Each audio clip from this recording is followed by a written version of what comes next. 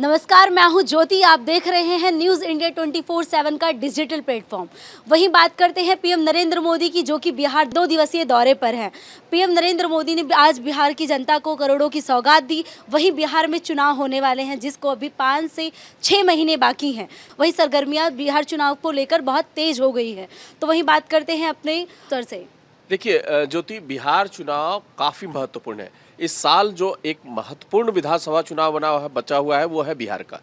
बिहार इसलिए भी सुर्खियों में रहता है कि कहते हैं कि बिहार का बच्चा बच्चा राजनीति जानता है। वहाँ किसी भी गली चौराहे, चौक चौराहे पर चले जाइए तो सिर्फ राजनीति की बात होती है। चाहे लालू यादव हैं या अभी नीतीश कुमार हैं या फिर रामविलास पासवान रहे हैं या बिहार के और भी जितने बड़े नेता, उन्होंने न सिर्फ प्रादेशिक जो वहाँ की राजनीति रही है उस पर अपनी पकड़ मजबूत रखी है, बल्कि केंद्र की राजनीति में भी अहम भूमिका निभाई है। अभी बिहार में बीजेपी और जेडीयू की एनडीए सरकार है, गठबंधन सरकार, और इसलिए इस बार चुनाव इसलिए महत्वपूर्ण है कि बीजेपी की साख इस बार चुनाव पे लगी हुई है, क्योंकि ज़्यादातर राज्यों में बीजेपी की सरकार है, चाहे वो गठबंधन के साथ है, चाहे खुद की अपनी सरकार है। लेकिन बिहार में बीजेपी अब धीरे धीरे अपने पैर पे खड़े होने की कोशिश कर रही है। माना जाए कि बिहार में इस बार से एनडीए की सरकार आना तय है? नहीं, अभी ऐसा प्रेडिक्शन करना मुश्किल है, क्योंकि अभी चुनाव में लंबा समय बचा हुआ है। संभावना एनडीए सरकार की है, लेकिन बीजेपी और प्रधानमंत्री जो कोशिश कर रहे हैं वो अपने दम पे खड़े होने की कोशिश कर रहे हैं।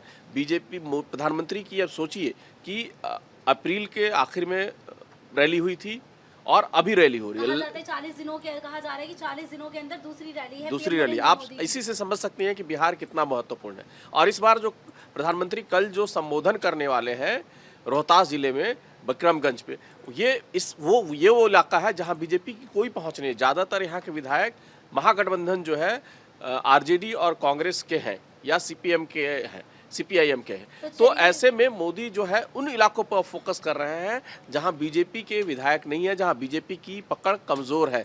तो निश्चित तौर पे अभी तक जो है बीजेपी जो है, मान के चलिए फैक्चुअली कि बीजेपी जो है वो जेडीयू के बैसाखी के सहारे वहाँ पे सरकार बनाने में सफल होती है। लेकिन इस बार प्रधानमंत्री की कोशिश ये है कि चाहे सीट बंटवारे को लेकर हो या चाहे जो सरकार बनाने की कोशिश हो, कि ज़रूरत पड़ी तो बीजेपी खुद से अपने दम पे सरकार बना सके। ये तो खुलासा तब हो पाएगा जब बीजेपी के पास कितनी सीटें आती हैं या जेडीयू के खाते में कितनी सीटें जाती हैं। लेकिन बीजेपी की तैयारी जो है ज़्यादा से ज़्यादा सीटें जीतने की है, ताकि ज़रूरत पड़ने पर अगर कभी गठबंधन टूटता है या तो इस कम से कम इस स्थिति में हो कि वो दूसरी क्षेत्रीय राजनीतिक पार्टियों के साथ मिलकर सरकार बना सके। तो चलिए चलते हैं, हम और भी न्यूज़ रूम में हमारे साथी जुड़े हैं। गौतम, आप बताएंगे क्या नीतीश कुमार जी इस बार साथ तो नहीं छोड़ेंगे? कहीं ऐसा तो नहीं एनडीए का साथ छोड़ देंगे? देखिए, नीतीश जी कई सरकारी कार्यक्रमों में ऐसा कह चुके हैं, दोहरा चुके हैं, बार बार दोहरा चुके हैं कि अब हम यहीं रहेंगे। हालांकि 5 बार पलट भी चुके हैं। वो हमेशा अक्सर साथ छोड़ देते हैं, जब चुनाव आता है तो कभी वो अपनी पार्टी बदल देते हैं, कभी वो इस तरीके से उनकी बयानबाजी आती रहती है। तो आपको क्या लगता है? नहीं, एक्चुअली क्या है कि अभी जो है नीतीश कुमार के, जैसे सर ने कहा कि बीजेपी की साख इस चुनाव में दांव पे है, सेम चीज़ नीतीश कुमार की जो विश्वसनीयता है, जिस पे प्रश्न चिन्ह लग चुके हैं, वो भी इस बार दांव पे है कि नीतीश इस बार बीजेपी के साथ रहेंगे। चिराग पासवान कभी तेजस्वी यादव से मिल रहे हैं, जो कह रहे हैं कि मैं चुनाव में आऊँगा, मैं चुनाव लड़ूंगा, जो भी चीज़ें हैं। लेकिन ज्योति, जो सबसे बड़ी बात यह है कि पीएम मोदी फरवरी से लेकर के अभी तक ये तीसरा दौरा है पीएम मोदी का। इससे पहले मिथिलांचल में थे, दरभंगा, मधुबनी में थे, जहां बीजेपी खुद मजबूत है। लेकिन इस बार आज जहां पे रैली है, जहां 2 दिन पटना और कल रोहतास पहुंच रहे हैं। रोहतास में 3 भी लोकसभा क्षेत्र हैं। 2024 के लोकसभा चुनाव परिणाम की अगर हम बात करें तो 3 सीट जो आए हैं तीनों महागठबंधन के खाते में हैं। 2020 के विधानसभा चुनाव की अगर बात कीजिएगा तो 7 विधानसभा सीट रोहतास जिले के आसपास पड़ते हैं। रोहतास जिले में 3 विधानसभा सीटें हैं। हर एक सीट पे महागठबंधन का कब्जा रहा था। तो मोदी और बीजेपी, जो बीजेपी की एक बहुत बड़ी महत्वाकांक्षा कह लीजिए, उनकी एक पहचान रही है कि कैसे हम बीजेपी बिहार फतह करना चाहती है।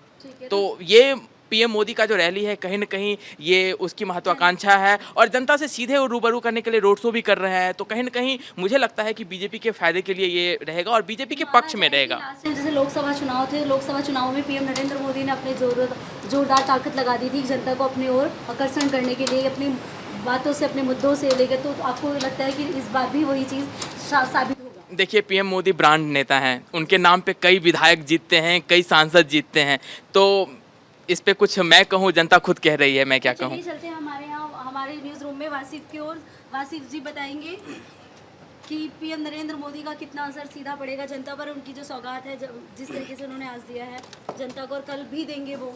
देखिए, नरेंद्र मोदी जी देश के प्रधानमंत्री हैं, पहली चीज़।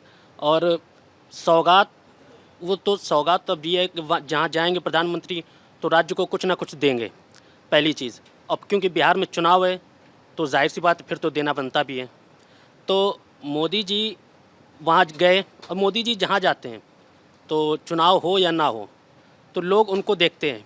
और ये तो तय है कि मोदी जी की रैली मामूली तो होती नहीं है, लगभग तय हो जाता है कि माहौल क्या है। ठीक है, पहली चीज़। लेकिन अभी ओम प्रकाश सर ने भी कहा और मेरे साथी गौतम भी कह रहे थे कि मोदी जी, लेकिन इसके बीच में एक शख्स और है, लालू नीतीश के अलावा, प्रशांत किशोर। प्रशांत किशोर लगातार उन मुद्दों को छेड़ रहे हैं, अपनी जो जनसंपर्क कर रहे हैं छोटे छोटे।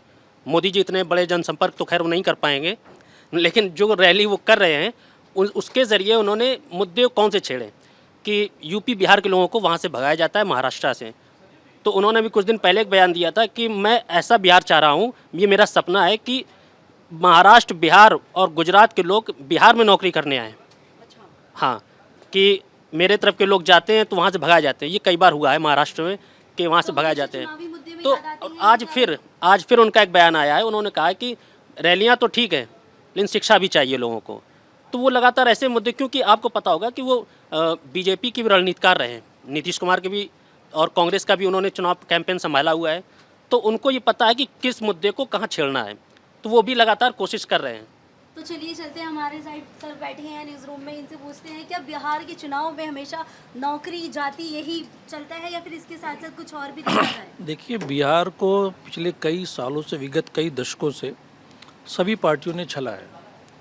चाहे लालू जी ने सबसे ज़्यादा टेन्योर लालू जी का रहा है, लेकिन मैं ये कहना चाहूँगा कि एक पॉलिटिकल ड्रामा चल रहा है वहाँ पे। तेज प्रताप यादव की लव स्टोरी को जिस तरीके से हाईलाइट किया जा रहा है, कहीं ना कहीं मुझे लगता है ये सारा प्लांटेड है, फैब्रिकेटेड है, डॉक्टर्ड है।